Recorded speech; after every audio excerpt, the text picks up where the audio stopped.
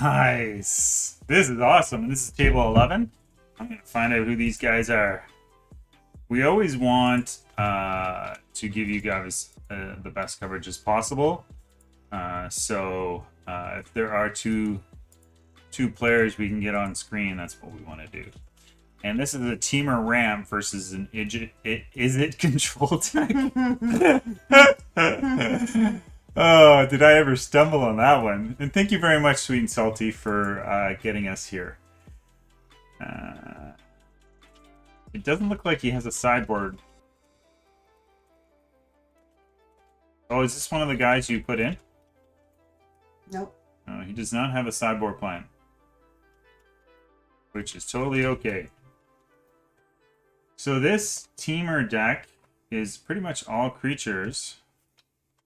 Okay, I'm going to move Lucas just to 1A and then just reconnect him. Who's Lucas? Luke 2AS. Lucas. Okay, but that means he's gonna have to share. Yeah, I know. He just doesn't want to be in the same room. Sure. Which I can appreciate. No problem. Sorry, guys. Yeah, for sure.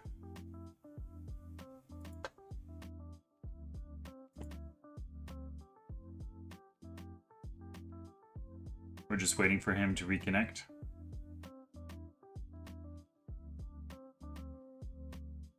Oh, there we go. Perfect.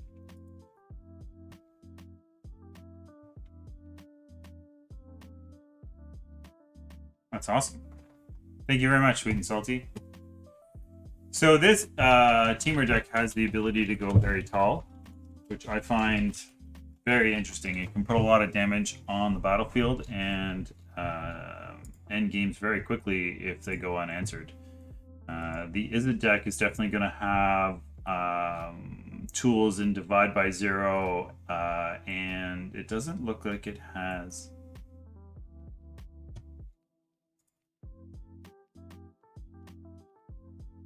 I'm just looking for.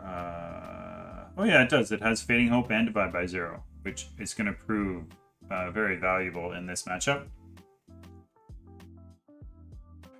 Is it doing Is It things? Taking another turn, allowing them to have. Let's see, they got 2, 6, 7 mana, so now they can just keep taking turns. Wow, so they are going to hit them for 3, 9 damage. Nope, 7 damage. And take another turn. And looks like game 1 is going to end very quickly thanks to Izzet Epiphany. Now we're going to go to sideboard here. Based on what I saw from the Teamer deck, it doesn't look like he had any sideboard cards. He may be a new player, which is totally fine. This will be a great experience for him or her. And this way they can learn all about having a sideboard and the value of having a sideboard.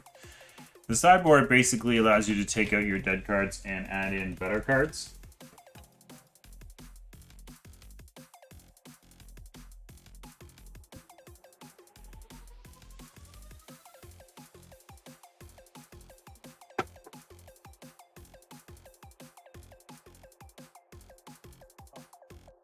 So coming out and bringing in, I am not surprised that he did not bring in the egg. That's more of a card that I find is better on the play, which if there is a game 3, you could definitely see that coming into play.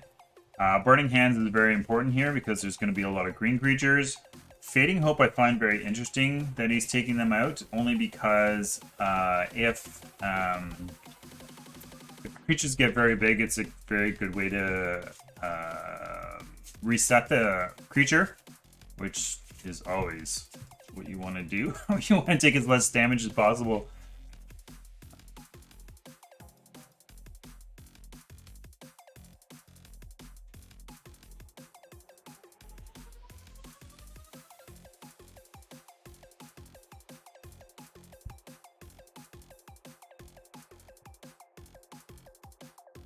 Izzet is definitely taking their time and making sure that they have the right cards they've chosen the right cards for this matchup. I mean, that makes sense. It can all come down to one card. Ooh. That is not a good start. So he shipped it back. And he shipped it back again, and he's keeping this one. He's got to ship 2 cards back. So he's shipping back Ren.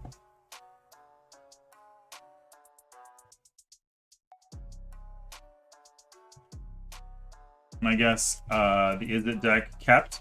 Being on the play and being down a couple cards is not very good. This is a great way to get back into it, for sure.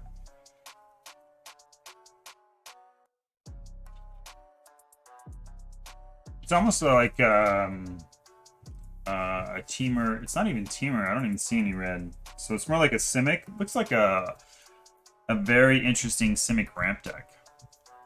If I had to pick and choose the name of this deck.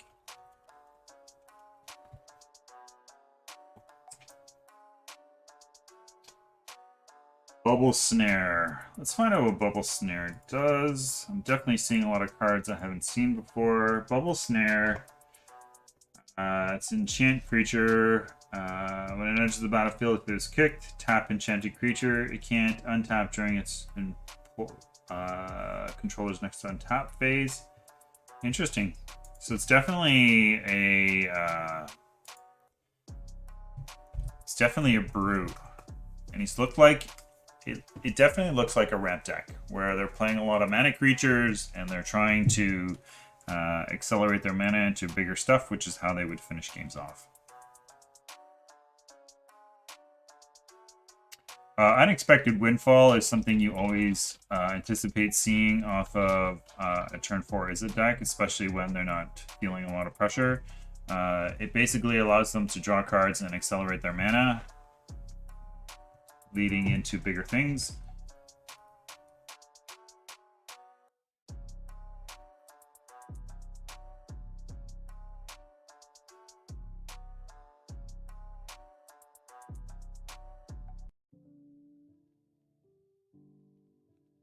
I wonder what he's waiting for. Maybe he got disconnected. He's got to resolve this. He doesn't really have a way to prevent it from not resolving, so.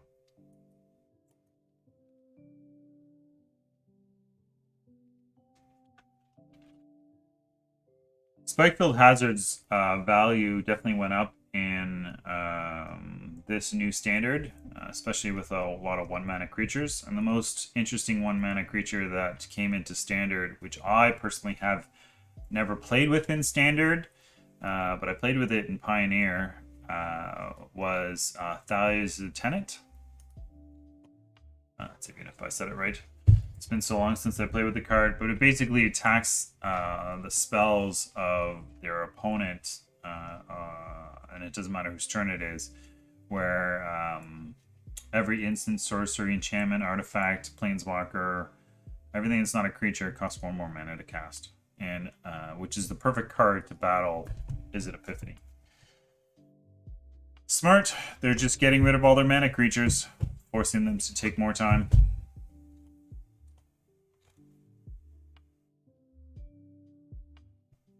Draw 2 cards, may put a land into the battlefield. Spiral. Oh no. What was that card called? Chad will help me out later.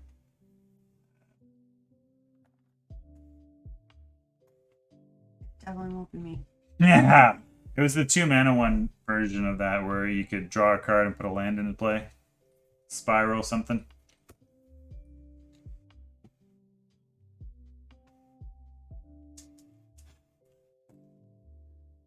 I think I saw a question pop up in tournament questions. Even if I'm in... Oh no, it's in Find Opponent.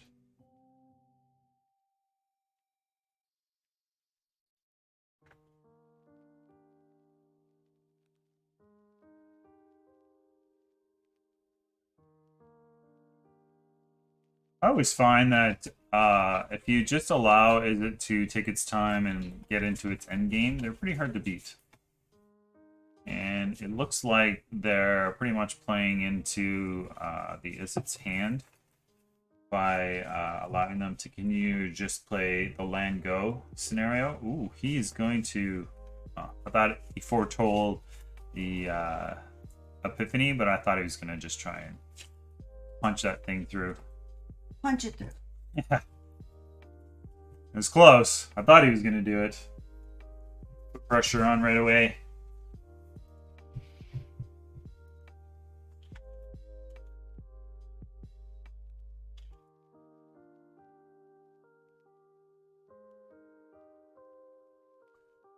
Thank you everyone for joining us in the chat. Thank you to all the players who are playing in the event today. It will be a 5-round standard. I'm going to check that, double check that, but I'm pretty sure it's going to be 5 rounds based on the amount of players we had, which was 38. So we had 30 players. We have 34 players. Yeah, definitely going to be 5 rounds.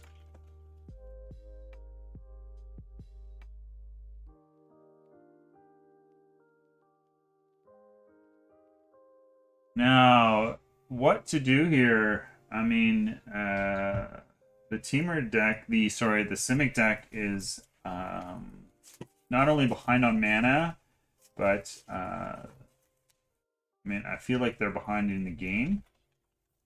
They don't have any of the tools that they need to get themselves back catch-up cards. They don't have any catch-up cards. And not that I would know offhand what any good catch-up cards would be, besides, is it Epiphany in blue?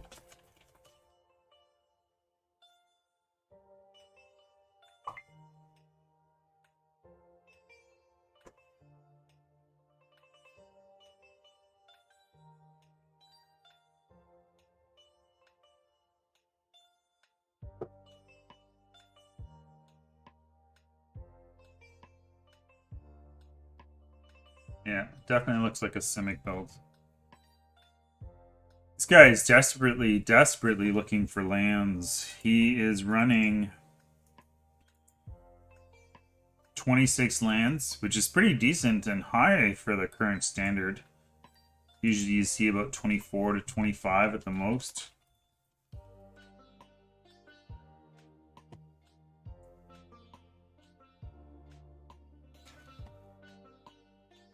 There is not much he can do here.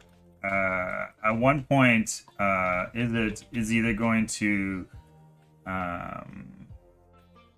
let's see, if they can 2, 4, 6, 7, 8, 9.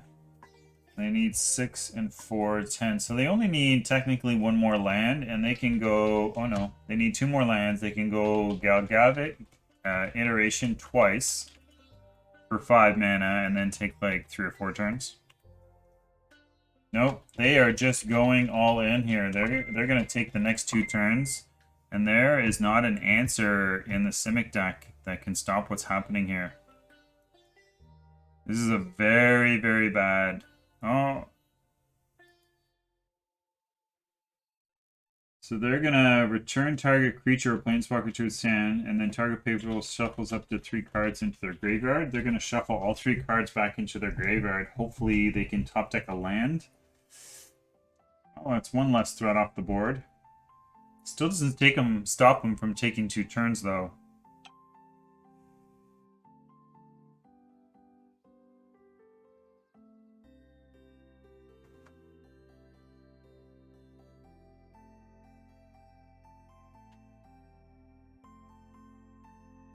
They need to put something on the board.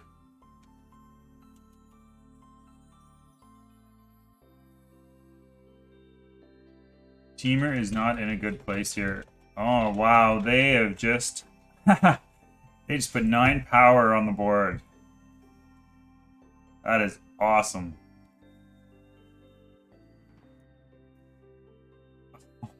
They're down to 1. If they kill one of their own creatures, that damage will go and hit them to face, and that is it. Simic is going to go down in the first round the BO3 Cup preliminary. That was, wow, that was really awesome to see. Jesus.